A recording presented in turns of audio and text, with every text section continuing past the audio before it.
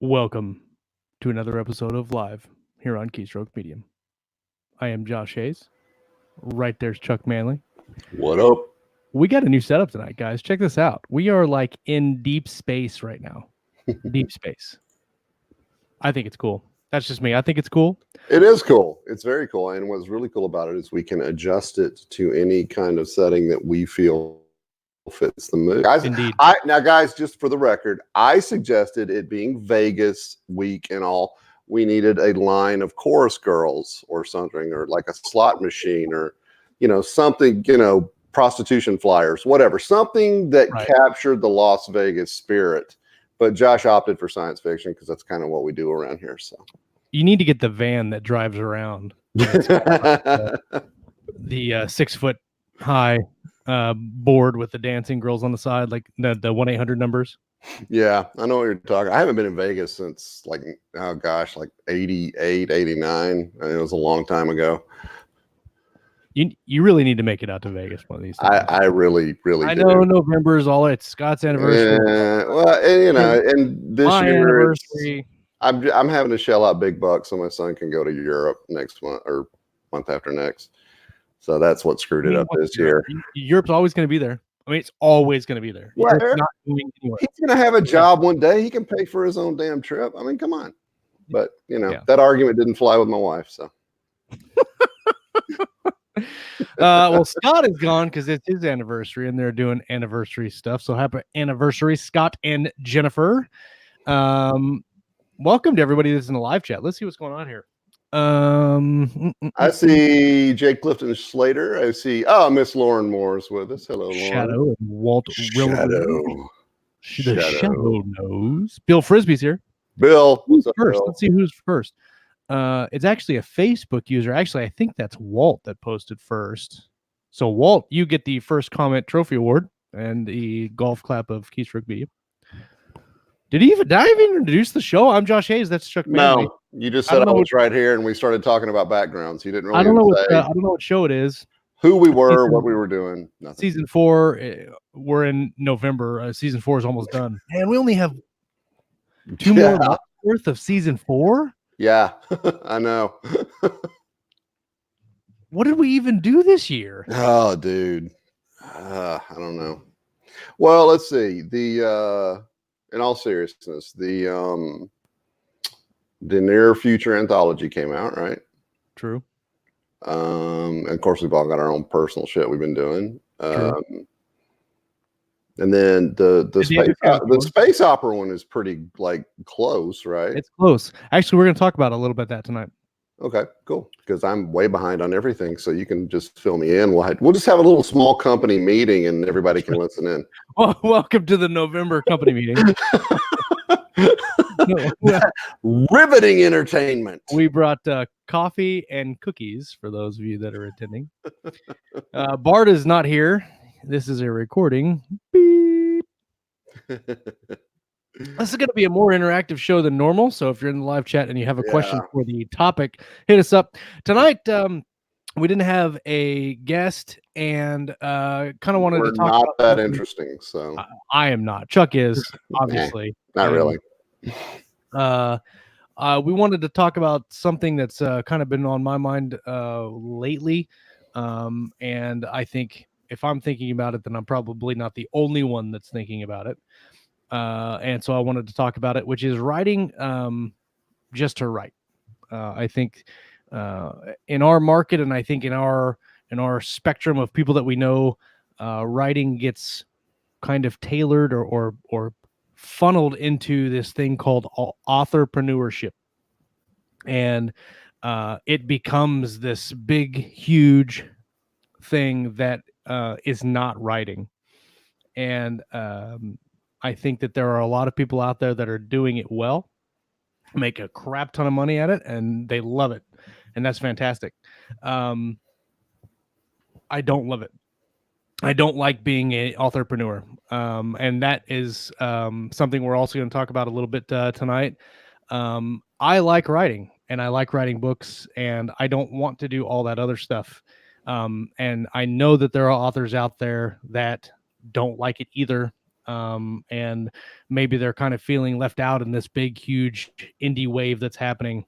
So I wanted to talk about it. I wanted to have Chuck on because he's in the same boat as I am. And I'm sure some of the people in the chat are as well. And if they're not, maybe they can lend us some of their knowledge on the other end of the spectrum. So that's what we're going to talk about tonight. What have we been doing this week? I have been working on chapter outlines for Enemy of Valor, the third book in the Valor trilogy. Book 2 is out and doing well. Getting some really good feedback on book 2. Had some really good feedback on the ending, which is the thing that took the longest to write in that book. And talked about that on some previous shows too. So, and let me know, guys, if my mic is kind of messing up the way it has in the last couple of weeks. I got some new mic cords, and I actually got another microphone too. So if it keeps messing up, then I'll swap some stuff around and see if we can't get it working. And I'll sing Irish limericks while you do that. Oh, I love that. I love that. Other than Enemy of Valor Book 3, I haven't really been doing a whole bunch of anything. Trying to get back into the swing of it after taking a couple weeks off after finishing Valor 2, and doing the single dad thing most of the time. I feel you. Just your natural lisp. Your natural lisp. That's my Coke Zero lisp. If you guys didn't notice, I got a brand new jersey. Check this out. I'm a huge Chiefs fan, right? But this is their military support jersey. So it's got obviously the olive drab green, but it's got like some legit like Velcro if you wanted to put a patch there, and it's got like a pocket over here for pins and shit. And I got a matching hat too. It's very cool. Very cool. Very, very cool. What about you, Chuck? What you been up to this week? Well, I'm closing in on the end of the first Jack Dark urban fantasy book, and I'm 98% sure that I'll be able to get that to Athon before the end of the year, barring the completely unforeseeable. I hate the unforeseeable. And then I do too, and it always seems to sneak up on me. But I've got, let's see, I've got the second Pikmin Files books in outline stages, and I actually wrote the first chapter of that one a while back. So that's on the table to be done. I've gotten a few emails recently from people wanting to know when the third Brace Cordova is going to be out. That one is like, I don't know, 2/3 done, probably 3/4 done. So I'm going to be finishing that sometime early to mid 2020. I'm going to have like some releases like right in a row, because I've got all these things sort of half done. But I've been busy with the kids, and this new house that we moved into has started giving us some problems with wiring and things like that. Like today, I've spent a big chunk of my day with the HVAC guys trying to sort out some stuff, and just life keeps getting into my writing time, and but yeah, that's pretty much been it, man. Just writing my books and taking care of my peeps, and that's the long and short of my life. So house issues are the worst, man. Yeah, I just they just come up out of nowhere. It's just it's so. But yeah, that's what I've been up to, just doing my thing. I want to know what everybody in the chat has been up to this week. So if you've been up to something interesting, you've written something fun, or had some issues in your writing, or reading something, let us know in the live chat, and we'll talk about it. We will talk about it. We will share deep, personal creator secrets with anyone that's interested. Very ish. Okay, so we're gonna start while everybody's in the process of typing their stuff. I want to start on the low end of the conversation, and then we'll work into the good stuff. That way we don't end on a low. Kind of something that kind of sparked this was the I don't want to be an entrepreneur realization, and I've been that way for a while, but more so it's kind of hit home in the last few weeks as we've been wrapping up some stuff. And I was doing Keystrokes financials, looking at our book sales and different things, and just realize that it's not, that entire aspect is something that I really don't like doing. I don't like it at all. And it really brought me down for a couple days. So we are working on the Space Opera Anthology. I am getting ready to format tomorrow. Actually, I will be formatting that book. And we've got the foreword from Peter F. Hamilton, and that'll be edited and then added. And then we should have all the finalized cover and then ebook copies for the authors to send to their beta team early or late this week. I would say probably 2 or 3 days we'll have those done and out, as well as the contracts to the writers. Then, so that'll be done. And now here comes the bad news. Uh-oh. So after this anthology, we are not going to be doing any more. Scott and I had a long talk about it, and then I had a long talk with our company staff. Even the staff is kind of a loose word. I mean, Chuck's on it. We talked about it, and it's not something feasibly that we can do in the realm of possibilities where we're at right now in a company. We've dumped a whole bunch of money into the the 2 that are produced and out, and the 1 that will be out. And the ROI is not there at all. Yeah. And so in lieu of us as a company dumping a whole bunch of money into the anthologies that don't even pay for themselves, we're going to publish the Space Opera one and then not do another one until we can find an alternate source of payment for the anthologies, whether it's crowdfunding or what. We'll see. So that's the bad news. I would like to have done the Mill Sci-Fi and the urban fantasy one later on in the year. It's just not in the cards this year. Maybe next year, we'll see. If we can figure out how to make some adjustments and make it happen, we'll make it happen. I am excited for this anthology to come out, the Space Opera one. We've got some really good stories in it. I love the cover, and I think it's gonna do well. But that's really what kind of led me to this whole I don't want to do the business side of everything. Yeah. I just want to write.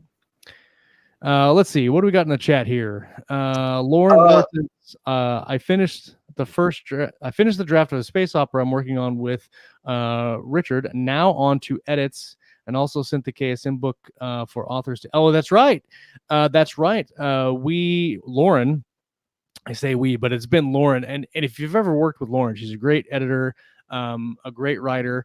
But man, she is like with the writing whip and messages all the time. Right, guys, right. No, she's really good to work with. And she has compiled and written a really, really good book that we think is going to give some motivation and knowledge to a whole bunch of authors. And so we're really, really excited to get that done. It's with Ellen right now. Ellen's doing the copy edit on it. And hopefully the ebook will be ready before Vegas, but we'll see. If not, it'll be ready after Vegas. But Lauren did a really good job on that, and we're excited to get that out. I might even have a copy of the cover to show. Ooh, I don't think I've seen it. I think I showed it in the group. Chuck, why don't you read a couple of the other comments, and then I'll find the picture. There are a lot of comments about D&Ding here. Somebody's talking about dumping stats into charisma, which, okay, if that's what you want to play. But stats into charisma. I dump into agility so I get those mad crits. Let's see. I can't read this. I don't know. There's somebody. Corbo's telling James he has a high kick, a roundhouse, a body slam, attitude adjustment, or Boston Crab options when fighting a succubus. Do we have many succubuses that we have? James McCormick says that's okay. Anthologies are a pain in the ass. He actually wrote PITA though, PETA, and when I saw that, I just thought pita bread in my head. I thought pita. That's what I thought when I I'm read like, it. what, how, what? But anyway, okay. Corvo wants to know: are pulps coming back, or have they always existed?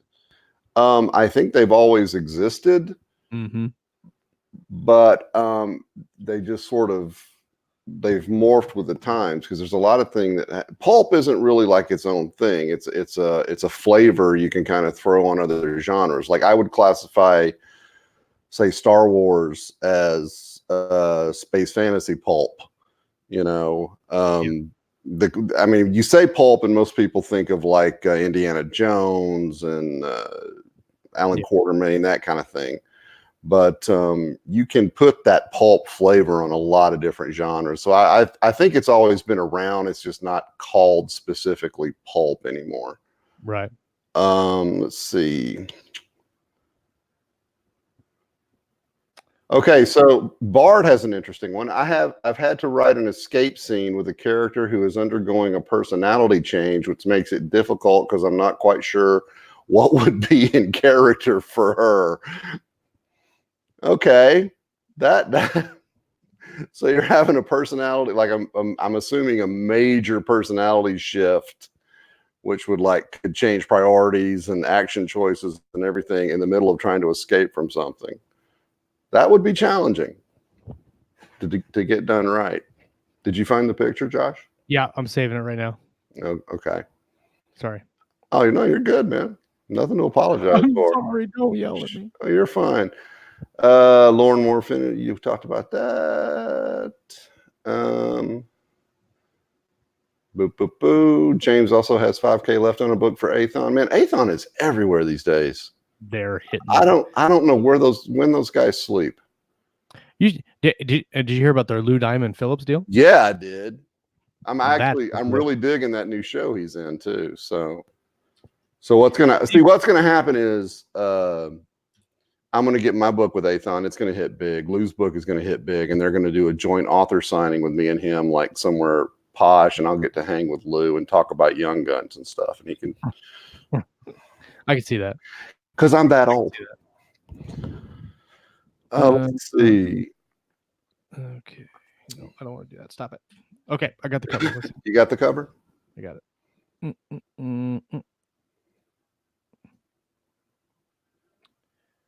Wait, did I say I was doing the nonfiction one? Yeah. Oh, I thought you were doing the opera. But whatever you want to do, man. I can do both. I'll do both. Here's the nonfiction one. Go. That's good. I like that. That is, and Lauren came up with the title. She originally, I can't remember. She originally didn't want her name as the author but I'm like, no, you wrote it. It's your book. You wrote it. Let's see. Where is the space opera one? I think it's a really good cover, and it's motivational. No, I think it's perfect, really. Situational. I think that there's a lot of books out there that are really just focused on the authorpreneurship of writing and telling people the business and la la la la la. Yeah.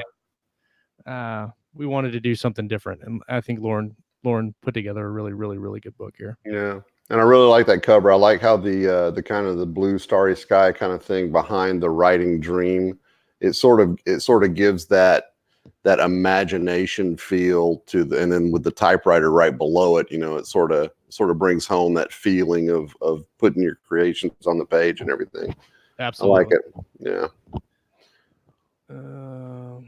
Well, I'm having trouble finding the other one, so you're fine. Talk a little bit about it.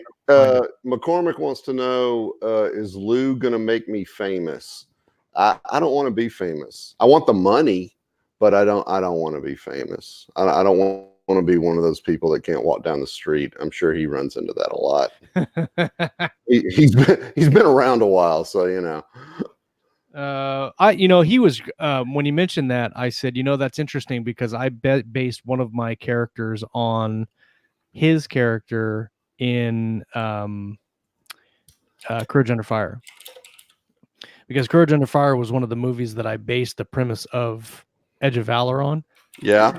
Courage Under Fire and Black Hawk Down, and his character is actually his character and somebody else molded together to make Sergeant Thomas. And when he told me that they were going to sign him to a book, I was like, oh, that's really cool. We got to meet, because I used him as a character reference. Actually, I used him. I loosely used his character. Oh God, what was it? It was one of the ones where he played an American Indian. I can't remember, but it was more of a modern thing. But I based my character John Lone Bear in Master of Hounds Longmire? on maybe it was Longmire, yeah. But I kind of based his look off of Lou Diamond Phillips and that. I know Steve sent this back to me, and I, for some reason, cannot find it. I've looked at it. I've seen it. I've had it in my hand. I have no idea where he sent it. So, no idea. We'll have to come back to that. That's fine. It is a really cool cover. I think everybody's gonna like it. We changed it up a little bit. We had an original one that I found when we first announced it. I found a different one that I think fits a little better with the theme of the anthology. So,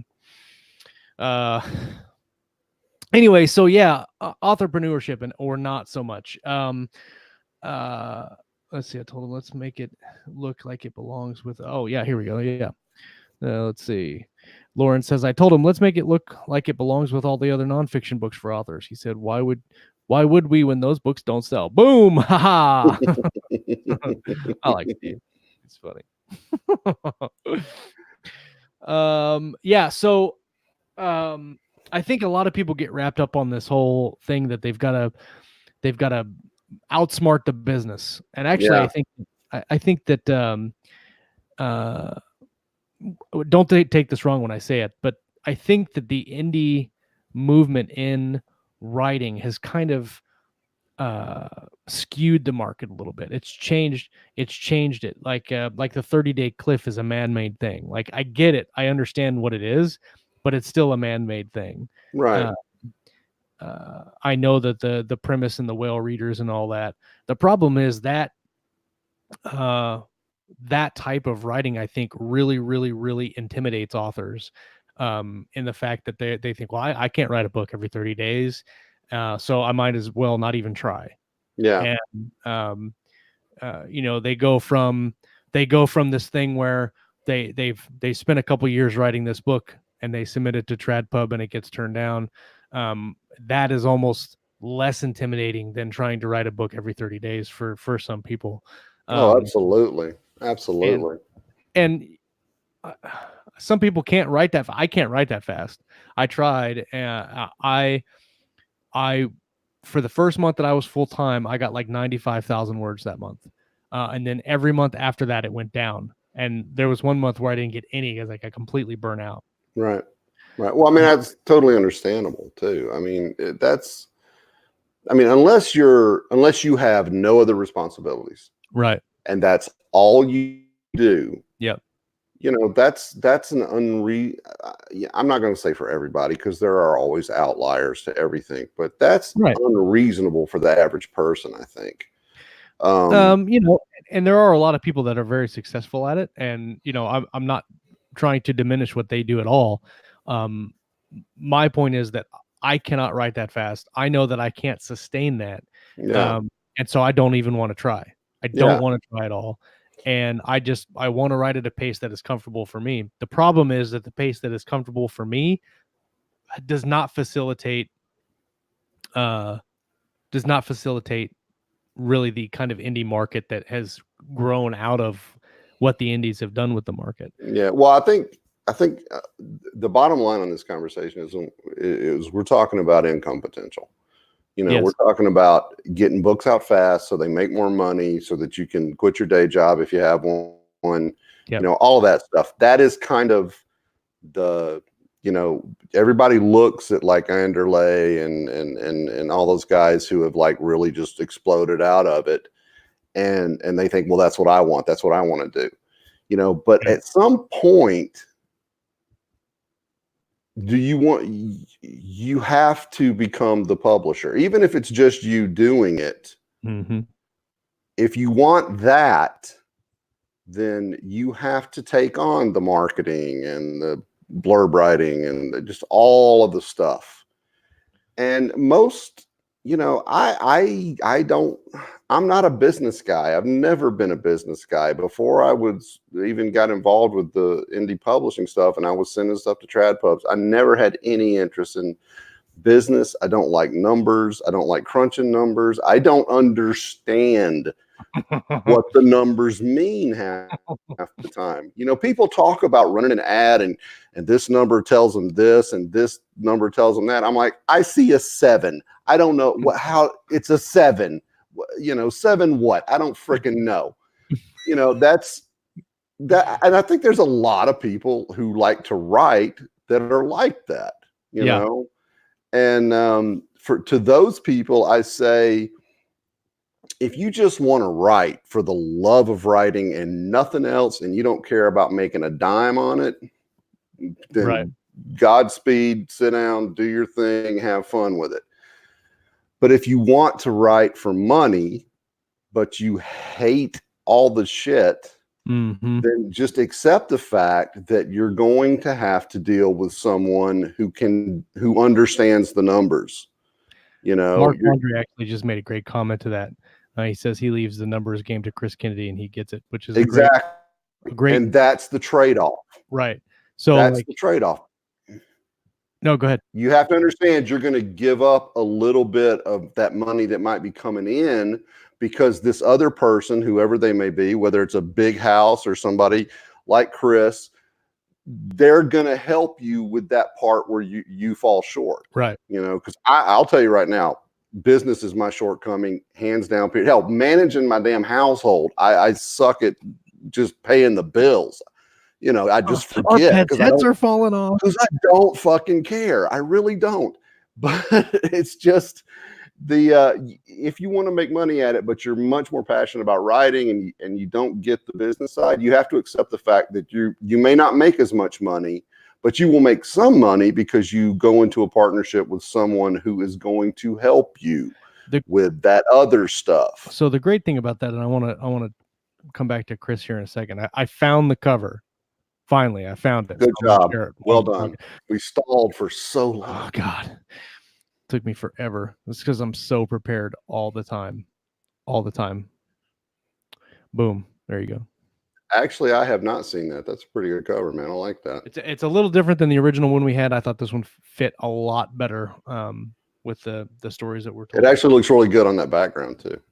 It really does. I like the background. I like that the background holds, and we could just do this. Yeah, that's cool. I wonder. Yeah, I like that one. No, yeah, nothing. I like that one. That's good. That'll be a good one to go out on. Oh, here, let's just do this the rest of the show. That's a good look. Nah, look, believe me, that's easier on the eyes than this mug.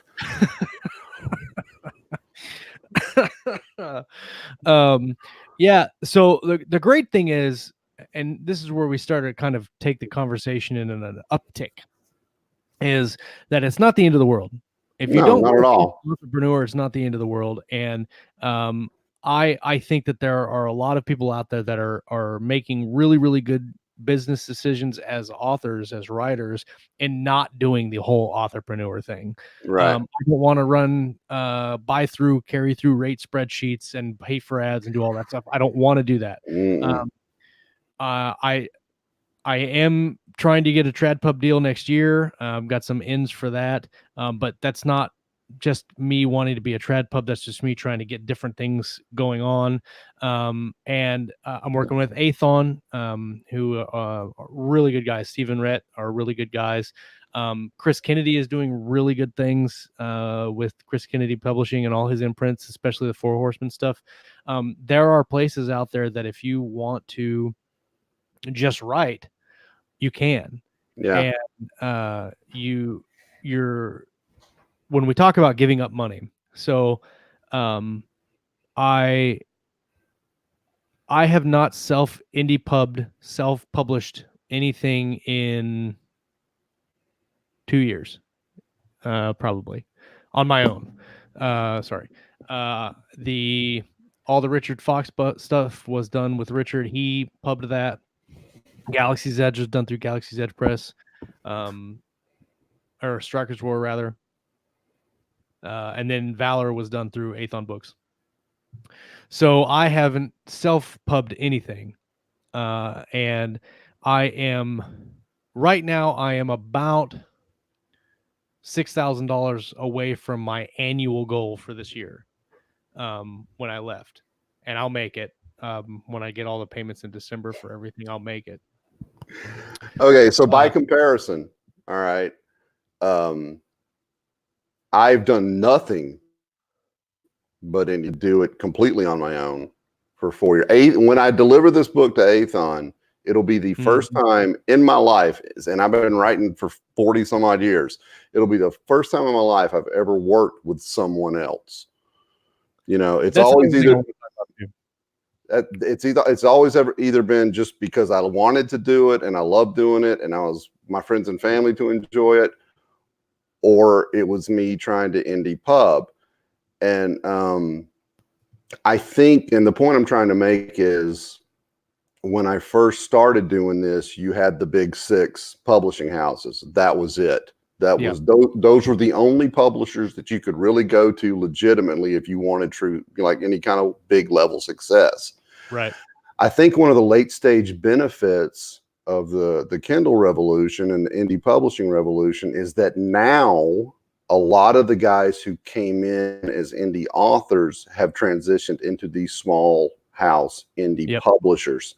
And that gives folks who don't want to deal with the business a wide array of options that they might not have had 10 years ago.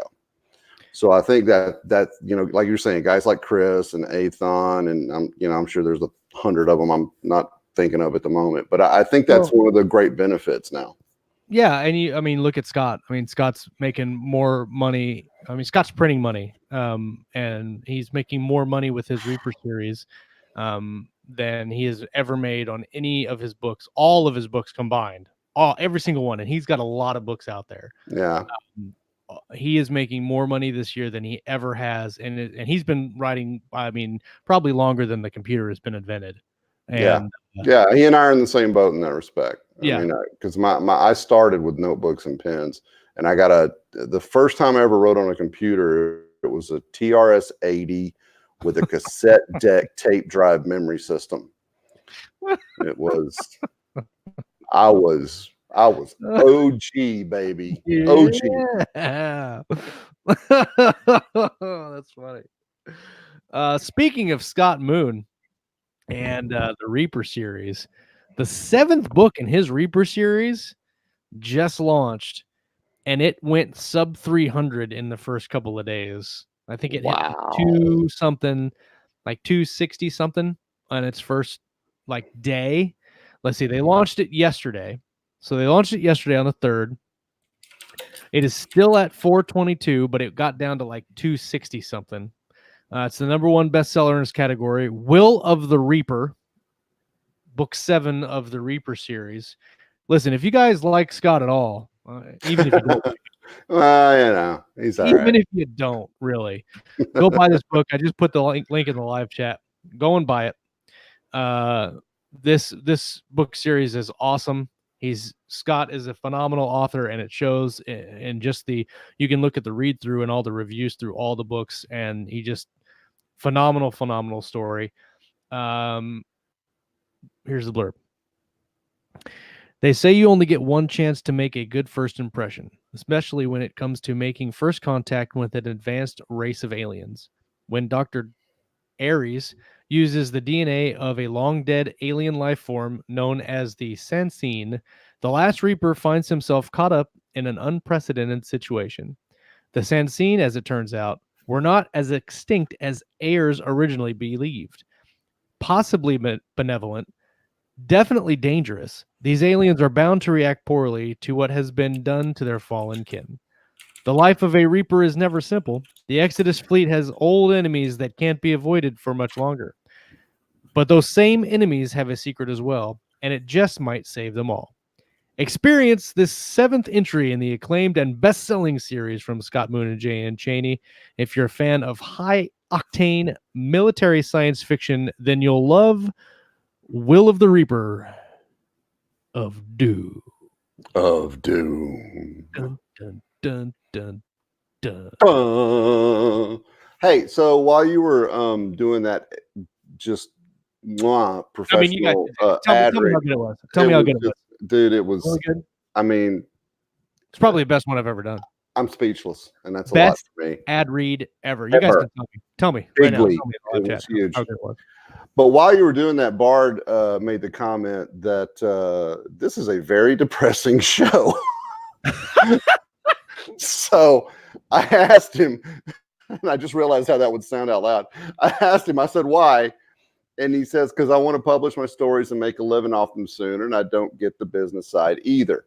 Now, I see how what we're saying could be depressing for you, Bard, but I want to also reiterate what I just said about the fact, but that doesn't mean that you have to like resort to a traditional big house kind of thing where you're trying to get past 15 editors so some bean counter can decide whether or not your book's worthy. What you can do is you can go to places like Athon and Chris Kennedy's house and all those other hundreds of ones that I'm sure I'm forgetting about, and they'll help you with the stuff that indies do. And I don't think any of them are going to take the percentage that a traditional contract would take. Yeah. So don't get discouraged by any stretch of the imagination. This is still the best time in my 52 years of living to be a writer. I believe that hands down. But also, don't be in a hurry. Yes. Absolutely. This is a marathon game, my friend. This is not something it's not the overnight success kind of do. The best thing you can do is find somebody you want to work with, and then sit down and punch out as much work as you can and work with them to get that stuff in the world so you can start raking in a little bank. You want that trickle income to start coming in. So don't get discouraged, man. It's not a doomsday scenario by any stretch of the imagination. The cool thing is, and here's where it starts to get really cool. The cool thing is it's absolutely possible because I did it. Scott's done it. Before this show started, so we're on season 4. So 4 years ago, I had made a whopping $10 on all my books. Scott had made a little more. But I mean, now Scott's making a crap ton of money. I'm replaced my officer income for the year. And it took us a long time to get there. I mean, it took us 6 or 7 years to get there for me. But it can happen. The cool thing is, when we talk about working with publishers or the indie pubs like Athon or Chris Kennedy, and the reason we keep saying Athon and Chris Kennedy is those are the two that we're personally familiar with. There's Right. probably more out there. Matter of fact, I know that there's more out there that will work with you.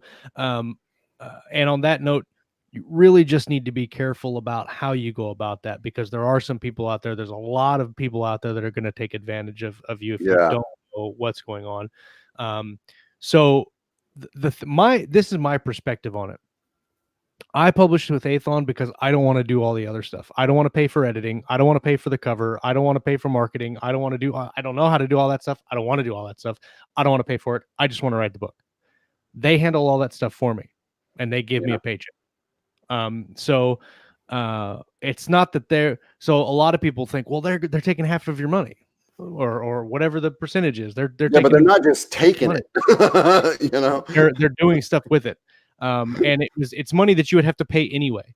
If I was getting paid the whole 70% of the cash from Amazon, I would have to take most of that money, put it back into cover, put it back into editing, put it back into advertising, put it back wherever it goes. Like the money still has to go somewhere. You still have to pay for all that. And so by doing it through Athon, I don't have to worry about it. Right. Yeah. And also they're giving you more time to write. Yeah, absolutely. The time you would have spent on all that stuff, you could actually spend working on the next book. And at the end of the day, that's always going to be your best advertising. I like what Jake Lifton Slater says here. He says, I write, I brand, I run a few ads. My little engine is chugging along. I may never see Grand Central Station, but I'm still on the tracks, staying small and in control of my 17 books. I like that. That's good. I like that, and the reason I like that is because this is a conversation I had with a couple bigger indies later or earlier this year when I said my goal for what I wanted to make this year. And they were like, that's too, you can't, you need to think bigger than that. Yeah. $100,000, $200,000, $300,000. That's what you need to make all that big money. I don't need $300,000. Like, I don't need it. I only need this amount of money. If I make this amount of money, I can leave the lifestyle that I'm living right now, and I don't need all the rest of it. And so when you get out of the mindset of being a successful full-time author as being a six-figure author, right? If you have the mindset that you just look at your salary right now, what do you make? Look to make that as an author, then you can do. It opens up so many other possibilities for you. I'm sorry. McCormick wants to know if he can have your leftover $300K. Yeah. No, it's in the mail already. It's in the mail. I'm sorry. I didn't mean no, I'm not turning down $300K. Come on. But I don't need $300K. Well, but I think you make a valid point in that you have to define what you consider success. Like, I'll be honest with you. I made about $350, I think, last month, but I spent $1,000 on ads. Yeah. Okay. So I actually lost like $700 last month. Yeah. This month, I kind of hit a reset button, and I'm going to make about $30, but I'm spending about 90 on ads. Yeah. So it's like, all I want to do to set my own level of success is if I can net enough every month to pay my mortgage. Yeah. Which is not that much. Right. In the grand, I mean, it's really not that much. No, when you look at how much money you can make in the market, yeah. Right. But if I can make my house payment off my writing every month, I'll die a happy man. That's all I need. So it's I think you have to be realistic about your expectations. 2, you have to know where you're satisfied. I mean, if you want to be a $300,000 kind of person, then you're going to have to put in the time. You're going to have to learn the business. And also, going back to a point we were talking about earlier about being careful, not let people take advantage of you. Yeah. No matter how much you don't like the business side, you do need a basic understanding of it. Yeah. Okay. Well, yeah. You need to have at least a basic understanding of what a contract kind of looks like. Right. And if you know a lawyer who will help you out, let them read it, and explain it to you. Don't make the mistake of just going in and letting somebody blow sunshine up your ass and tell you, oh, I'm going to do this for you and that for you, sign here, because you could really get yourself into a tight spot if you do that. Know your rights, know the basics of the business, just so you can smell bullshit if it gets thrown on your plate. The thing I like about, and Scott says, the more you make, the more small boxes you can acquire. That's very true. Much, yeah. I want so many small boxes. Bart says he's good at 57. James says he's good at 20. See, these are good. These are good numbers. Numbers. I mean, those are perfectly realistic. I like what Jay Clifton says here. Working for yourself is golden. The boss is a dick, but I can distract him with ice cream. I like. What kind of ice cream are you eating tonight, Jay? I'm curious. Curious about the ice cream. Jay Clifton, if you guys are just tuning into the show, Jay Clifton watches every night, or listens, as the case may be, and he eats a bowl of ice cream. And he's done this. He came up to Scott and I at the first 20 books we went to in 2017 and introduced himself. I had no idea who he was. This is the same time we met Kayleen. And he said, I watch you guys all the time. I have ice cream. It's great. We're like, this is the coolest thing ever. Oh, man. Yeah, Jay, let us know what kind of ice cream you're eating. That's awesome. And Bard makes a good point. He's supporting 5 people. So there are different places in life that people are at. Orange soda and ice cream float. Yeah, it's like a dreamsicle float. That is awesome. Oh, speaking of orange, I started going back to the gym here the last couple of weeks, and I got some orange sickle post workout powder. Tastes just like one of those orange popsicles you Yeah. ate when you were a kid, like the creamsicles. Oh, man, Yeah. legit. It's funny you say that. My wife told me I was joining the gym last week, and it's actually a gym that's run by the hospital I used to work for. So I actually have to go in the morning and get evaluated. And she was. Do you see this? Do you see this right here? I just spilt Diet Coke on my envelope, almost all over my keyboard. You're welcome. Ridiculous. But have you gone since she told you no. to go? Have you gone? Well, I have an appointment tomorrow, and I have to meet with the trainer, and he's going to like evaluate me, and they're going to categorize me. And I asked her if they had a Job of the Hut category, and but yeah, it's just like strength, flexibility, blah blah blah. I've already had a bunch of blood work done, and it's all fine, but I'm not really looking forward to it. I mean, where's Bill? Bill Frisbee, if you're still watching, make a meme out of this. Make a meme out of this for Chuck. Here we go. Let me do this. Let's see. Yeah, I deserve that. All right. Oh, that's great. I love that we can do this now. It makes the show so much more entertaining. It really does. But yeah, so I don't know what were we talking about. We're talking about having fun with writing, which is everybody I think gets into it anyway. Is because they love it and they want to have fun with it.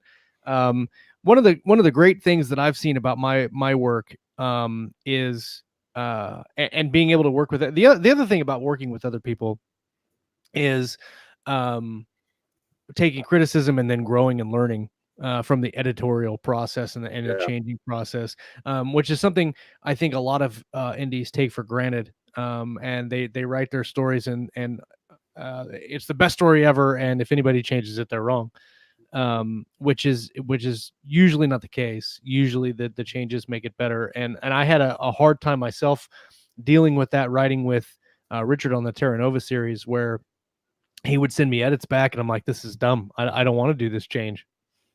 And I'd bitch about it and I'd complain about it and go back and forth and finally make the change. And it did. It made the book better. 9 times out of 10, what he changed made the book better.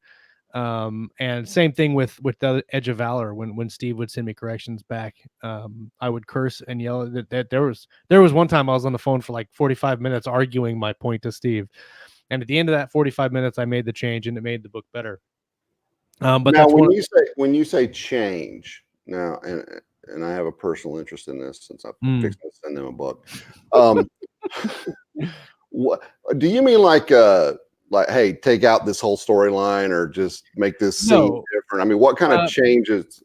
So there was a couple things that we changed for continuity, and a couple things that we changed for world building. For instance, in the first book, I had a joke, and we've talked about this before. I had a joke where they went to this office, and the chief investigator had a whole bunch of piles of paper on his desk, folders and papers or whatever. One of the agents makes the joke about going paperless, because the military's been going paperless for like 60 years. Everybody that's in the military would get that joke. People in law enforcement would get the joke. And I thought it was great. Well, Steve said it's 2607. They're not going to have fucking paper. It's got to be something else.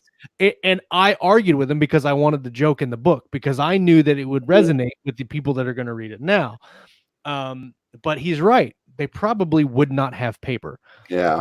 And so we argued about it for a while. And finally I said, okay, what if we change it to pads? And he's got all these pads stacked up on his desk. Yeah.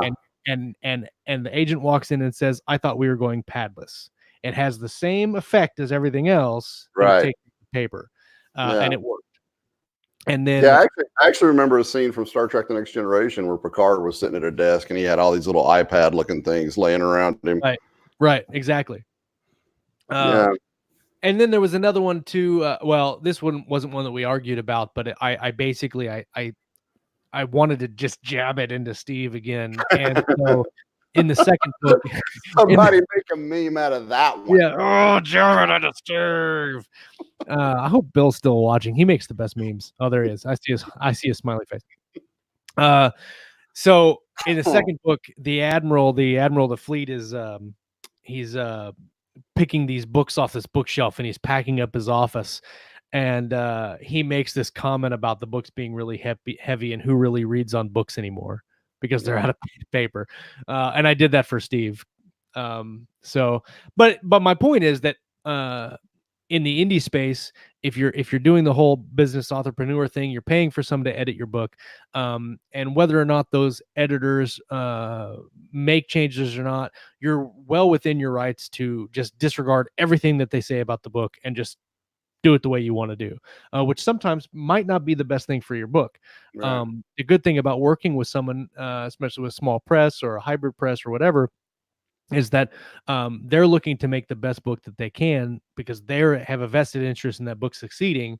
And so if hey, Jack said, I just read that part. Haha, Jay's reading my book. And so they want to make the best book possible.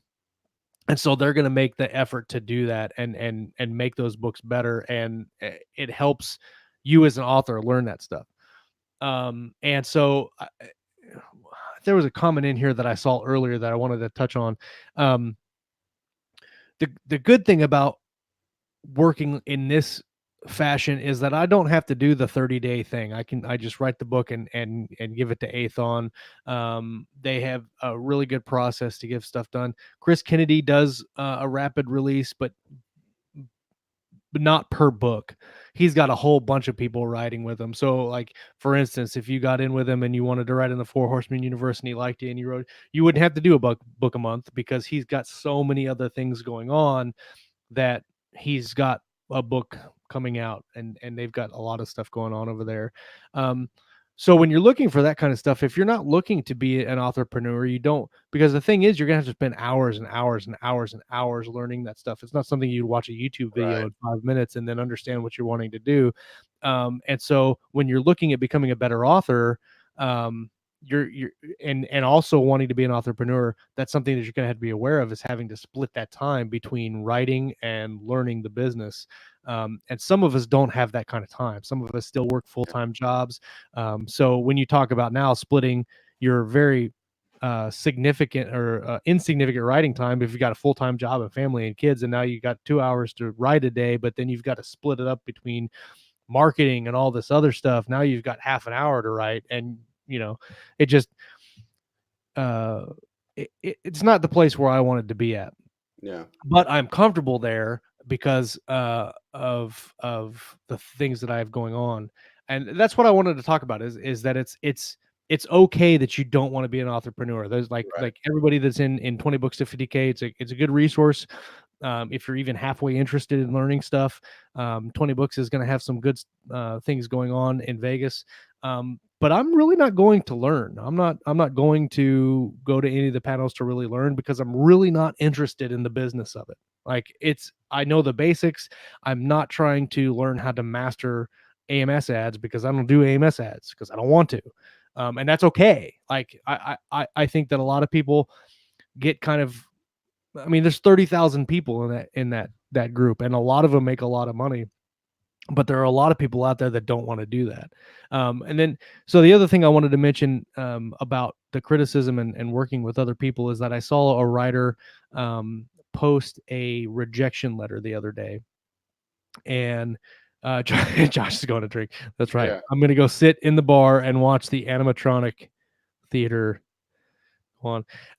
She posted a rejection letter, and I'm not sure when she got this letter, but it was, as rejection letters go from TradPub, is actually a very good one. And it basically said, I read like the first third of your book, and after reading the first third of your book, I didn't really like the characters, and I didn't think it was going anywhere, and this is why. And then wrote like 2 or 3 paragraphs of why she didn't like it, why there was issues with it.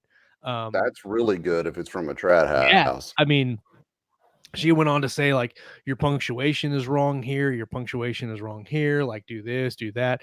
And instead of taking that criticism for what it is, and learning from it, this author just went completely like, this is my work, and no one's gonna tell me it's wrong, and this is my baby, and Yeah, that yeah, artist preciousness that you right, often come across, especially in new writers. That right. you know, So But look, I I I think that, get it. It's just well, the thing is that every author can grow, like, right um, if they're willing to. if they're willing to, and but they should though, because if you don't, then your writing starts to go downhill. I mean, Right. it will reach a peak of diminishing returns, where if you're not growing and changing your writing, then you're not doing anything for your reader. Yeah. Um, and I think that if you close yourself off from that by putting yourself in this authorpreneur box, and you're like, all I have to do is learn how to master AMS ads, and I don't have to learn how to write a good book, then I'm going to be successful. And Right. I think that that hurts your possibilities for success, because yeah, you're going to get them into the book, but if it's not a good book, if it's not a well written book, then they're not going to read the next one. And see, Jay Olivia said, I would kill for a rejection letter like that. It would mean that I actually finished a project. The great thing about finishing projects is it gives you that encouragement that you can do it and keep going.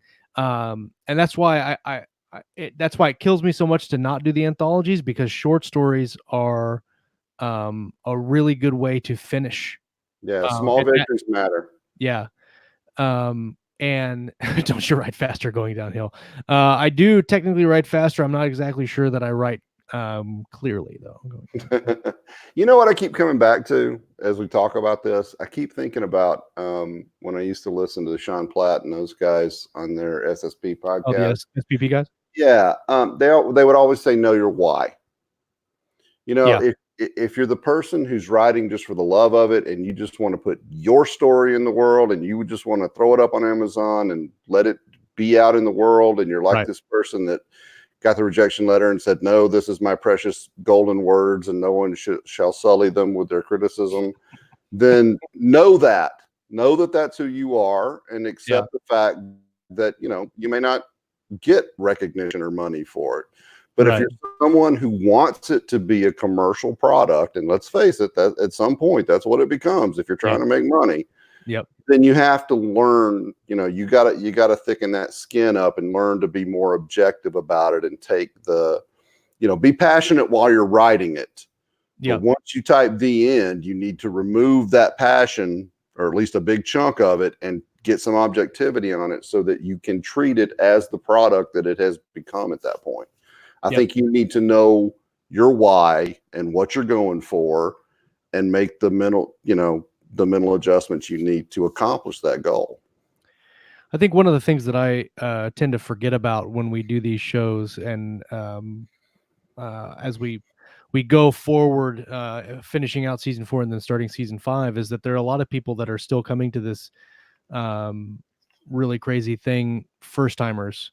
And they have no idea what self-publishing is, and they have no idea what Amazon is. They have no idea about any of this stuff.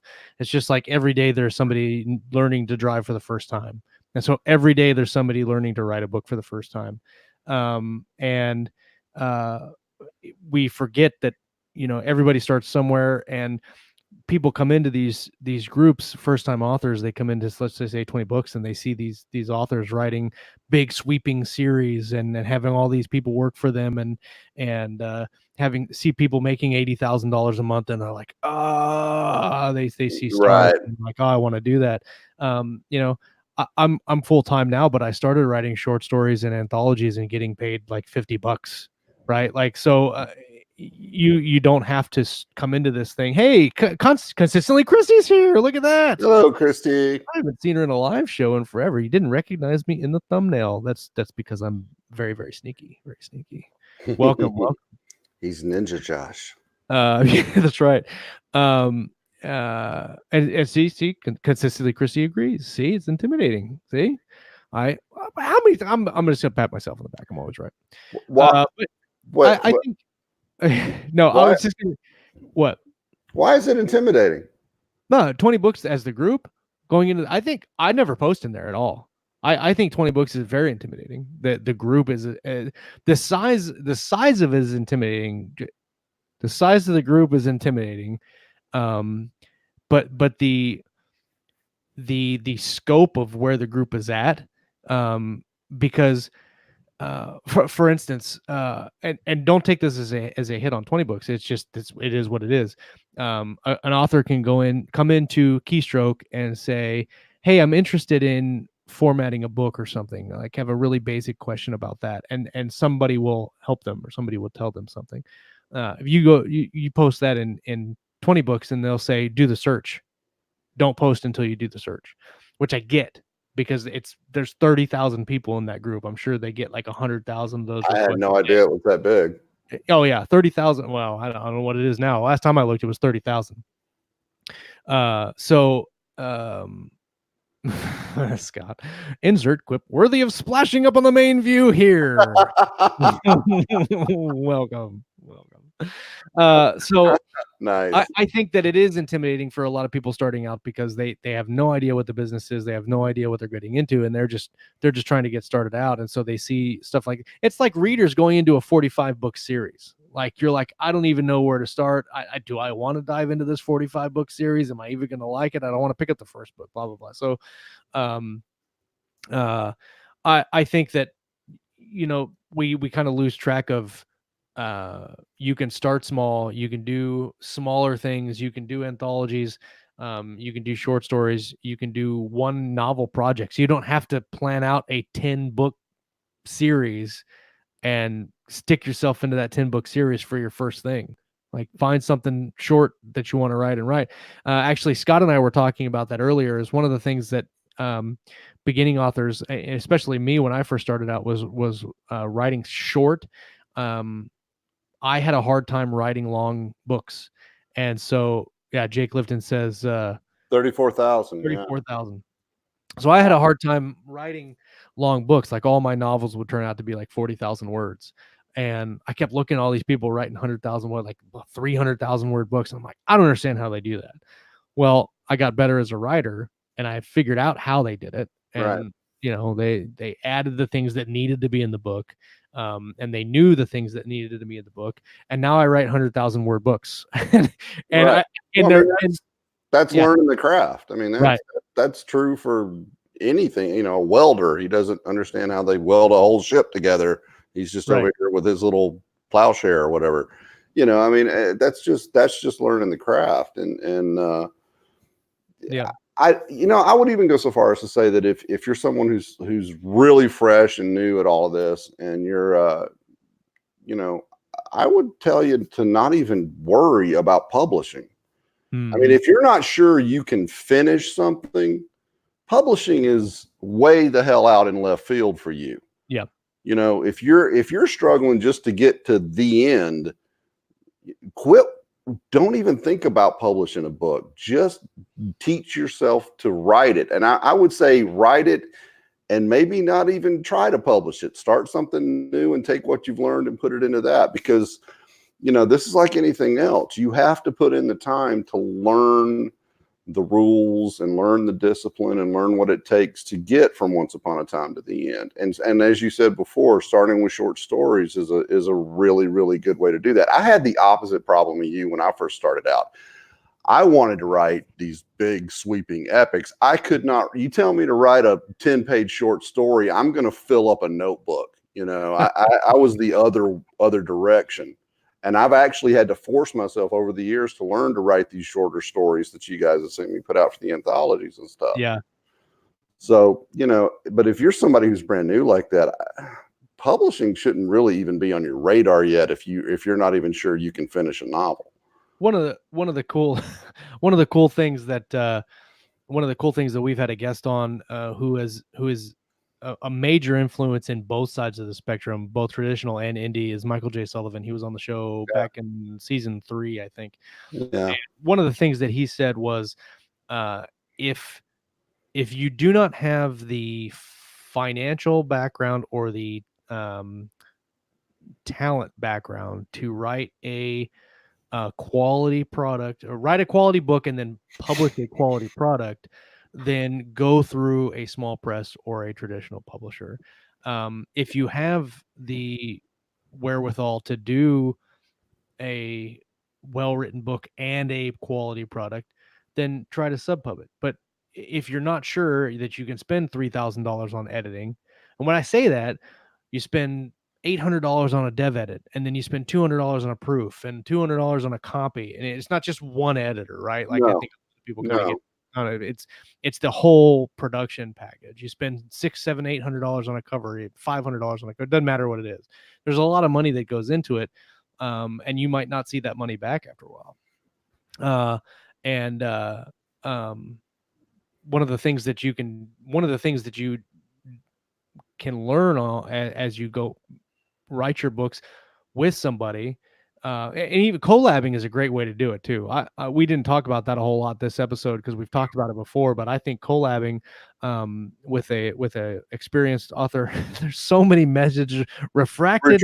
I see that. What is going on here with all this? I don't know if this one was fake or if this one was fake. I don't know what's happening. Definitely fake. Damn Russian hackers. Yeah, that's what it is. That's what it is. I like this one though. I have a screenshot of Michael J. Sullivan responded to me on Facebook. That is awesome. That's a good one. That's a good one. Speaking of fangirling, I when David Weber pimped my book last year, or the beginning of this year rather. Well, that's a big deal, man. I took like 8 screenshots and I was like running around my living room. David fucking Weber that'd be like Jim Butcher pimping one of mine. That's huge. So I think that if you want to write, I don't think you need to be an entrepreneur to make money here, to make a living here. I think anybody they kind of make the distinction between TradPub and indie, and indie is all entrepreneurs, and that's not true.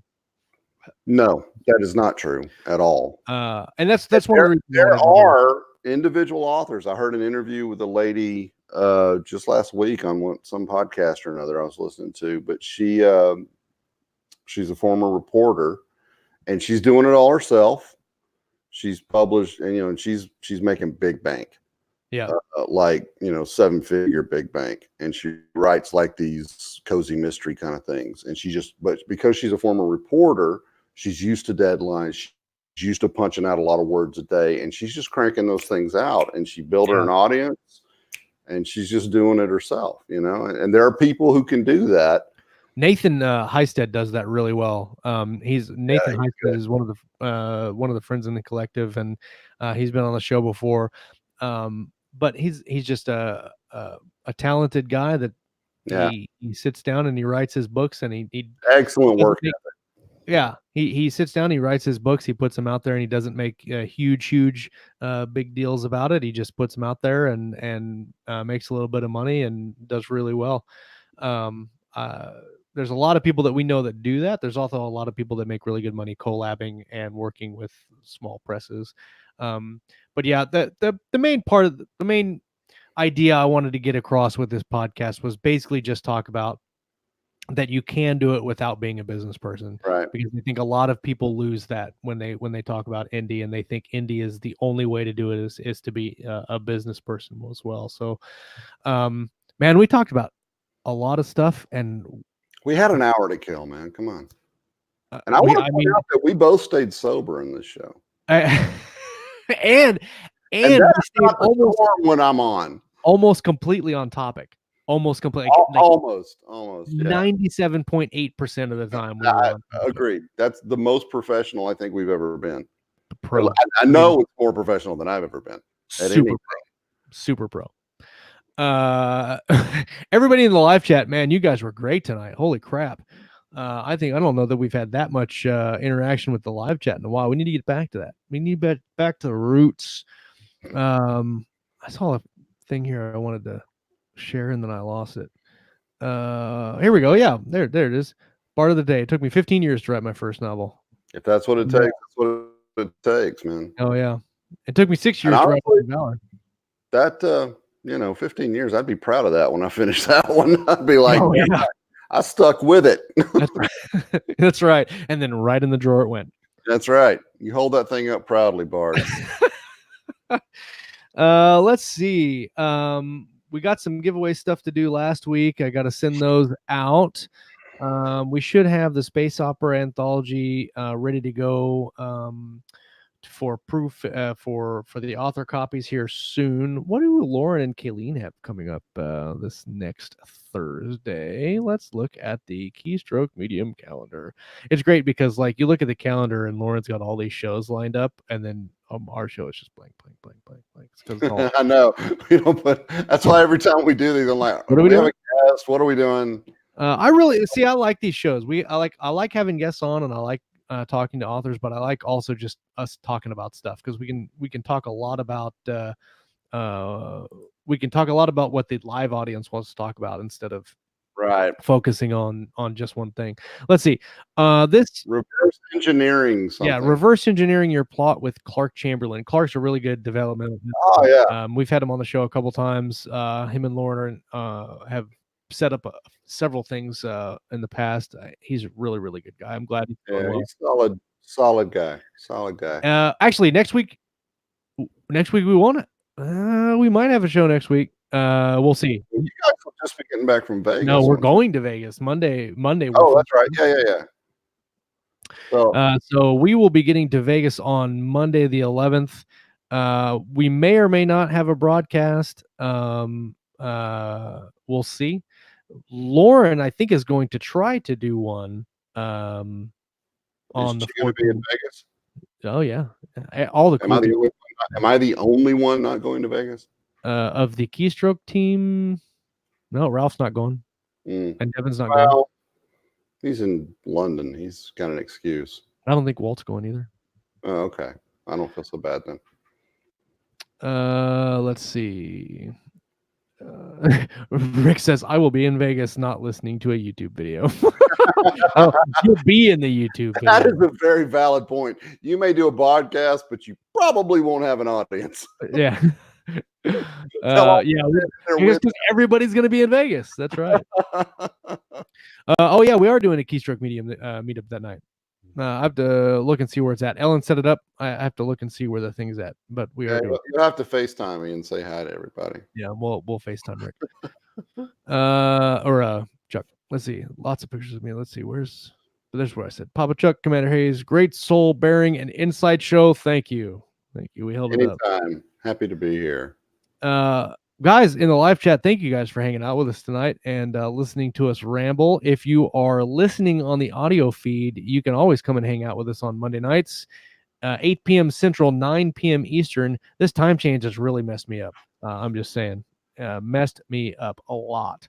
And then I don't know what happened with the time earlier. Did you figure out why it looked different on your end?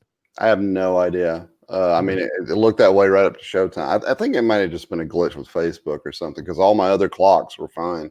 It was Russians. So I don't know. It's damn Russians, man. Russian. So we're probably going to do a lot more of these kind of back to basic shows coming to the end of the year. End of the year, we usually take a couple weeks off here and there with family stuff, Thanksgiving and all that, Christmas time. So probably going to do a couple more of these. We'll probably do a poll and see what fundamental things you guys want to talk about and what questions you have. And we'll go from there. Season 5 is right around the corner, and man, I can't believe it. All right. Well, next week we will see you guys from Vegas, and we'll talk about everything from writing, reading, and maybe some alcohol in between. And some in-betweens. You guys have a great Monday night, and we'll holler at you next week. Bye. Bye.